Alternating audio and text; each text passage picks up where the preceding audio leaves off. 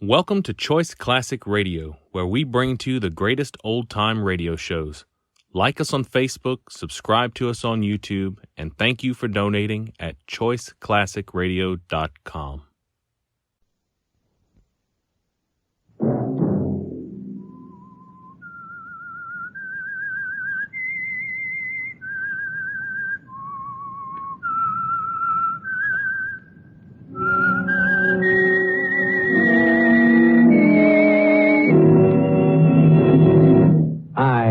The Whistler, and I know many things, for I walk by night. I know many strange tales, hidden in the hearts of men and women who have stepped into the shadows. Yes, I know the nameless terrors of which they dare not speak.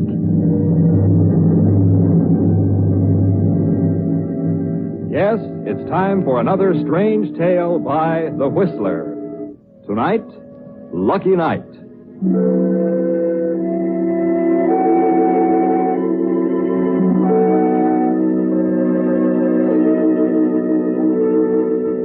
Cities are noisy, sprawling things, tentacled with streets and avenues, scarred by towers and ditches, built of shacks and mansions. They combine the beautiful and the ugly.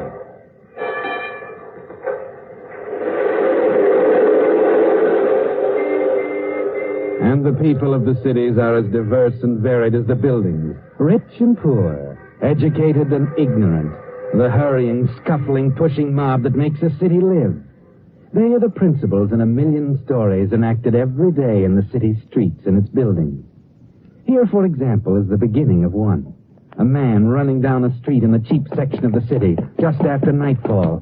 He darts across a narrow street without looking, comes to the intersection of a street and alley just as a car turns the corner.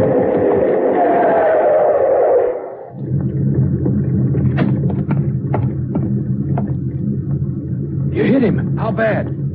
Ted, what are we going to do? Get out of here. Drag him in that alley. But he's dead. That's it. You hurt me. Drag him in that alley and let's get out of here.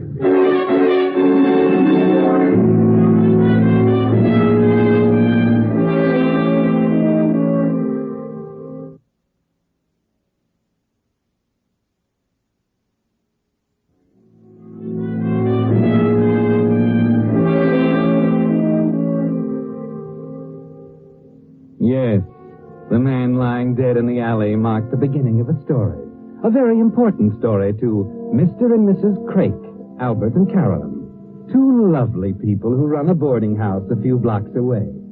It's a vital story to them because it involves money. And anything that involves money is more important than life itself to Mr. and Mrs. Craik. We gotta go up and see Mr. Sedgwick right this minute. Because he ain't paid his rent for next week. Well, he's a new boarder, and it's best we show him right off that we ain't going to put up with back rent. It'd be a lot better if we could get that Mr. Sedgwick out of here. I don't like the looks of him. Besides, he burns the electric a lot at night. Well, it's getting so too honest people ain't able to run a decent, respectable place no more.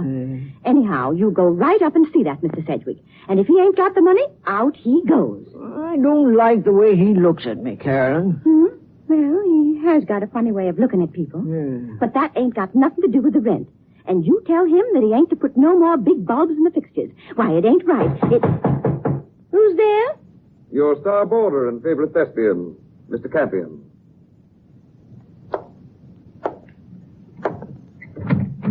Good evening, Albert. Carolyn.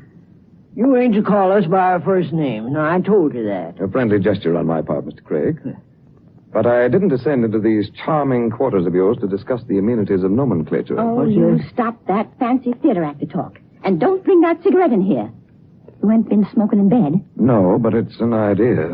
At least the feeble glow would provide more light than the ceiling fixture. You complaining again? Now, you looky here, Mr. Uppity Campion. You're getting a good room at a reasonable rent. There ain't many boarding houses in the city. No, you're right. There aren't many boarding houses in the city where the boarders have to race home at night to make sure they can get their evening paper. Or where the owners get up at 4 a.m. to steal the cream off the milk. Are you calling us thieves? No, I don't think so, Mrs. Craig. I'd have to qualify that. Sneak thieves, I should say. Oh, stop it. Let's not argue about it. What about the hot plate in my room? What's the matter with it? It belies its name, Mr. Craig. It's no longer a hot plate. It has become a refrigerator. You broke it. In the passage of time, sweet Carolyn, mechanical and electrical appliances get out of order. But we can't get parts, Mr. Campion. All right. Let's go to something else. The bedspread, for example. What's the matter with it? It has become one of the most exciting games I've ever played. To find a spot on the spread free from holes. Yeah. It embarrasses me when I have guests. We can't afford a new one, Mr. Campion. Well, we shall forget about the bedspread and take up the subject of the ceiling fixture. That ain't broke. Well, not exactly, but it certainly is eccentric. It goes on and off, Mr. Craik, like a lighthouse. No human hands touch it, yet it flashes ambitiously and energetically. You keep finding fault with everything. Oh, I'm not alone, friend Craik. I'm not alone. I heard Miss Waverly complaining earlier tonight about her sink. It's her fault. She combs her hair over it, and the hair falls in and blocks the drain. Yeah. I give up. Such slippery and adroit excuse-making is beyond my power of refutation. What's that? Oh, nothing at all. Now that I have registered my complaint, I shall retire to the damp chill of the crypt I occupy, and for which I pay $68 a month. If you don't like it, you can get out. That, Mrs. Craik, is a line which becomes you well. Good night. Young puppy, for 2 cents I'd... Such extravagance. And from you of all people, Albert. Good night. Well, Albert, as soon as we can, we'll put him out. No, Carolyn. It might be hard to rent that room, and he does pay regular. Well, oh, yes, Mr. Sedgwick. Huh? Yes, you go right up there and get the money from Mr. Sedgwick. Well, now, Carolyn, maybe he'll bring it down. The night ain't over yet. You're scared of him. I don't like the way he looks at me. We'll both go. All right.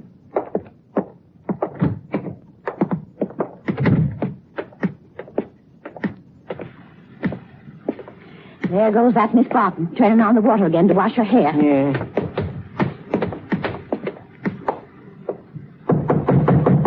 Miss Barton, you close off that water good and don't use too much.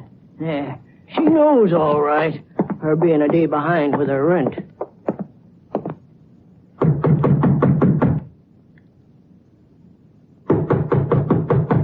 Mr. Sedgwick? Mr. Sedgwick? Your lovely knuckles, Carolyn. You'll skin them. You keep quiet. Wouldn't you rather I told you that Mr. Sedgwick went out? How do you know? He went out the front door some time ago. Now go away and stop pounding. I have work to do. I'd like to slap that smart alecky Mr. Campion's face for him, just because he's an actor. He seems to Oh, think... never mind, Carol. Never mind. Let's go for our walk.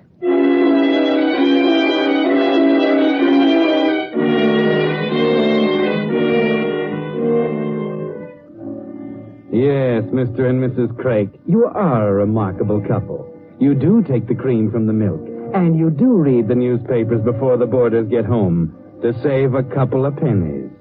And now you go for your walk. Not for exercise, though. It's to save electric light bills. Every night it's the same. Down the same street, past the warehouse, over to the brewery, and along the street running through the wholesale district, until you finally get sleepy and turn homeward.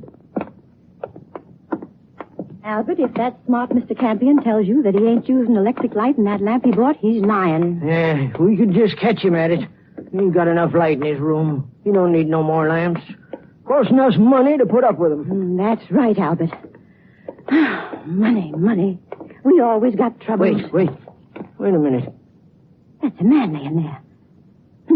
Drunk, most likely. That's right. Honest people have to slave for their money, and some no good like this drinks it up, and then... I don't smell no liquor. Maybe... I'm going to look closer. Keep away from him, Albert. Maybe it's a trap. He might be a hold-up man. Karen, it's Mr. Sedgwick. It is, look. What's the matter with him? He's dead. Albert! Yeah, looks like maybe he got hit by an auto. What's that? His pocket. It's stuffed with money. And him owing us rent. Look, Karen, look. It's so much. Albert, what do you suppose? Ain't nobody in sight. What are you thinking? Huh? Me? What are you thinking? Nothing. I ain't thinking nothing. Ain't nobody in sight. But It'd be stealing. Ain't nobody in sight. It's so much money. Like as not, he come by it bad. I never did like the way he looked. Like one of them gangsters. He wouldn't do no good with it. He owes us rent. It's his kind that spent it on some chorus girl. You and me, we slave. Albert, are you going to do it, or ain't you? Ain't nobody watching. Ain't nobody saw him before us either. There wouldn't be any money left. Well? Carolyn, come on, I got it.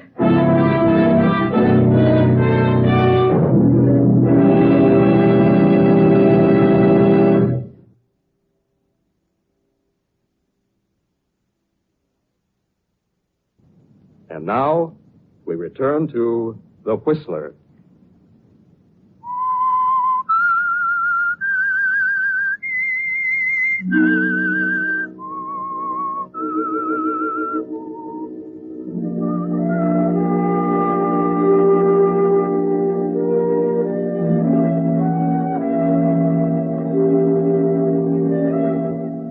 So you've taken the money from Mr. Sedgwick, Albert and Carolyn. But look, isn't someone behind you? Faster. Walk faster. Oh, just a shadow, wasn't it? But you didn't know that, Mr. and Mrs. Craik. That money is heavy in your pocket, isn't it, Albert? Faster now, both of you. Hurry home to hide the money in the mattress. Yes, in the mattress with the rest of your miser's hoard. But faster again. The memory of Mr. Sedgwick lying back there is pursuing you, and you've got to get away. Faster now. Faster.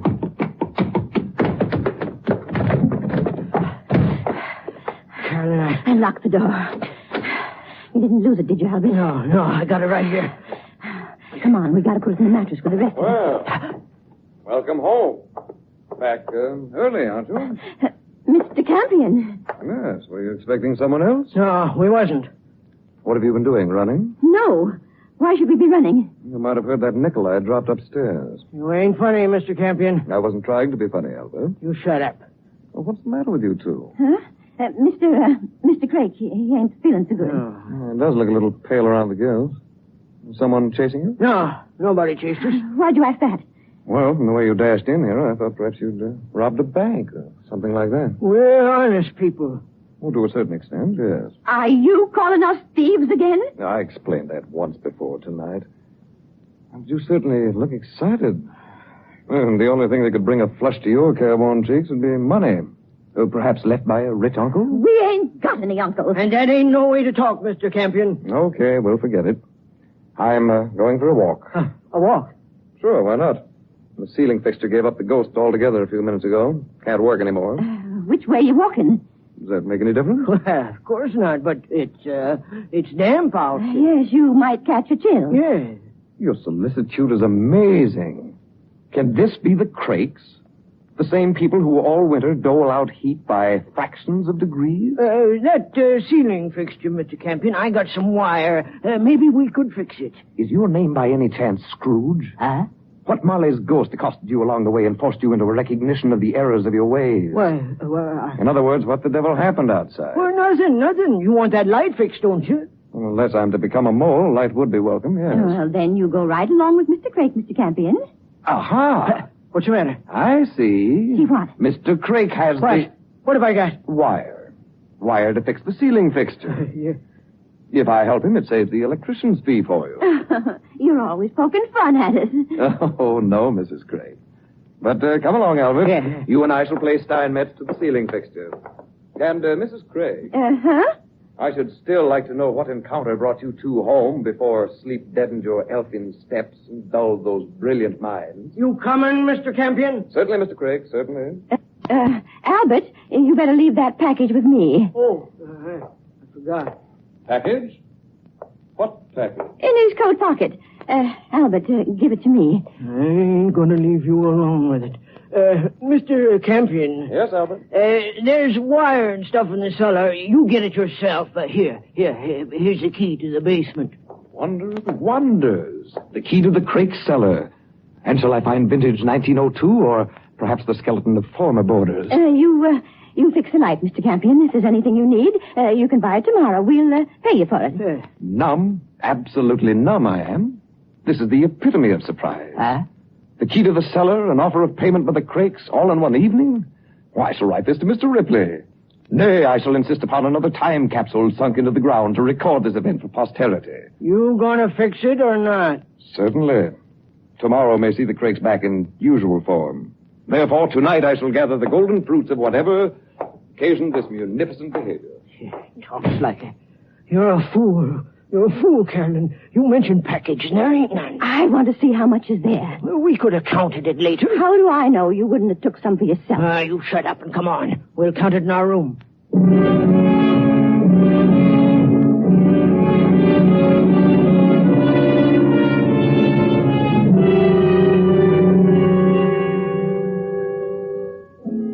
So you count the money, Mr. and Mrs. Craik. And how much is there? 100? Keep counting. 300? Oh, much more. 500, 7, 1,000. Keep counting. Perspiration is beating your forehead. Your hands are damp, sticky. The bills stick to your fingers. Now you reach 2,000. They're all hundreds. 1, 0, 0 on each one. 2,000, 3, 3,500, and you're not through yet. Keep counting, counting, your breath hot, your eyes glazed with greed. Now you're finished counting. How much? $5,000. And we found it. We just found it. Yes, we went for a walk and we found it. Not so loud. Not so loud. You wake everybody. We're rich. Who's there? Campion, is anything wrong? No. There's nothing the matter. But I thought I heard Mrs. Craik. Did you fix the light? Yes, here's the key to the cellar. Put it under the door. Put it under the door. Just shove it under. Okay. But are you sure there's nothing wrong? Oh, no. Just go to bed. I'm going out for a walk. If anyone calls, I'll be back in half an hour. Albert, he can't go. Maybe he'll go the way we did and see him. Did you hear me? Sure. Mr. Campion. Yes? It's awful chilly out. Well, if you'll observe closely, Albert, I'm the possessor of an overcoat. A very serviceable Benny, which I feel... Wouldn't you like a nice cup of tea? I beg your pardon? Well, you like tea, don't you, Mr. Campion? But I don't understand. And tomorrow we'll have a new hot plate for you. Yeah, maybe we can pick up one second-hand. Mr. and Mrs. Craik, take a close look at me. My name is Campion. I've been living here for 6 months, during which time you must have seen that I'm not affluent in any way. I have no influence with the governor. I know no politicians or statesmen. What little money I have, I spend for bare necessities. In short, Albert, Carolyn, why are you spreading this soft soap with such a lavish hand? We're willing to let bygones be bygones. No? Well, thanks very much for the offer of tea, but I shall take a walk just the same.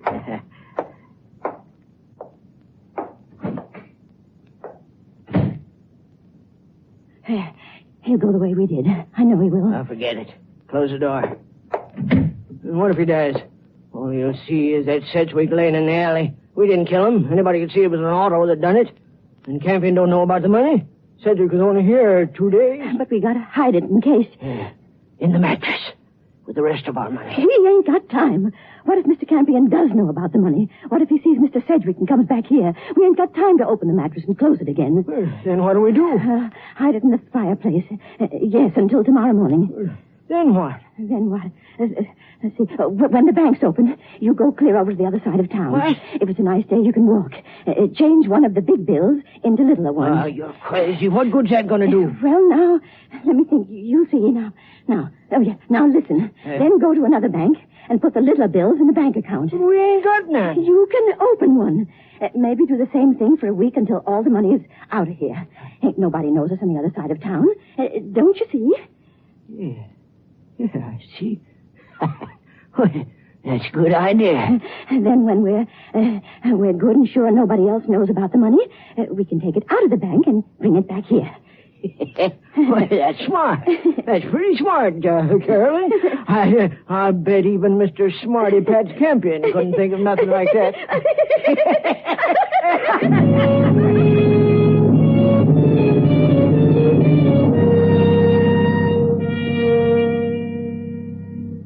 That's a splendid idea, Albert and Carolyn. Splendid. You hear Mr. Campion come back, go to his room upstairs. He doesn't knock on your door. He says nothing. So you sigh with relief. But you spend a sleepless night just the same. What if he does know and guesses? Then it's morning. You leave the house, Albert, and in your pocket is $100 bill. You start for a bank across town, a bank where no one knows you. You reach the bank and give the bill to one of the tellers. He looks at you, hard. Is there some suspicion in his glance? Is there, Albert? But he changes the bill and you hurry out. You start for another bank blocks away. But before you get there, a newspaper headline on a newsstand catches your eye. You can't read it all, but 2 words make you start and turn pale. Bank robbery. You read as much as you can, but your lifelong miserliness doesn't let you spend a nickel, just 5 cents for that paper. Then one phrase strikes your eye. Marked money. Marked money.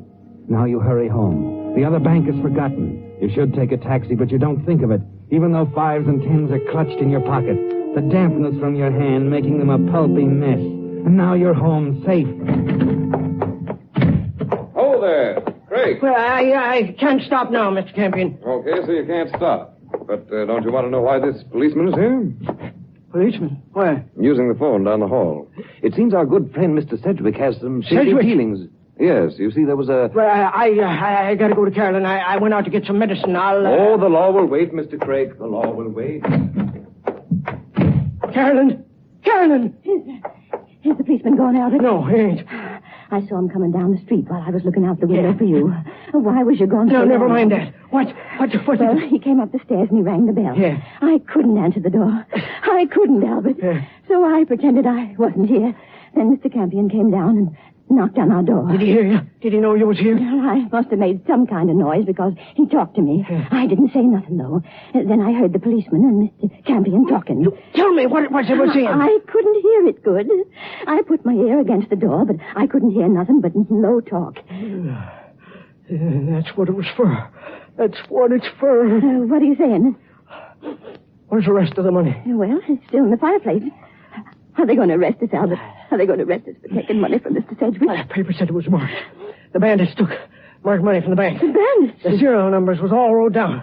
Now we got the marked money. That Mr. Sedgwick was a crook. Oh, we got to give it back. You're crazy. Then we got to tell the police we stole it off Sedgwick. No, we got to get rid of the money. Albert, what are you doing? Burning it. No, let go my arm. Oh, no. Tell her at the bank. He looked funny at me. You're It took me 20 minutes to get back here. No. He told the police before I got back. You're burning it. You're burning it. Oh, shut up. Oh, it's all burning up. Shut up. Oh, Albert, you didn't have to. You didn't have to. It's a policeman. No, policeman. No. You go keep him away. No, the money's nearly gone. Then he can come in. Go ahead. Go ahead. Don't stand there like a fish. Go ahead. Who is it? Campion, with a stout minion of the law. Name of, says his name is MacArthur. Just a couple of seconds more. Just a couple of seconds. Well, I ain't dressed. Oh, come, Mrs. Craig. It's after 10. You were up early this morning. I heard you. It's all bird, Carolyn. You can let him in.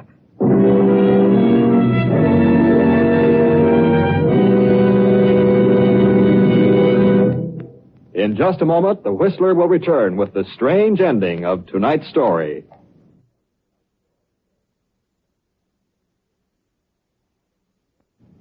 And now, we return to the Whistler.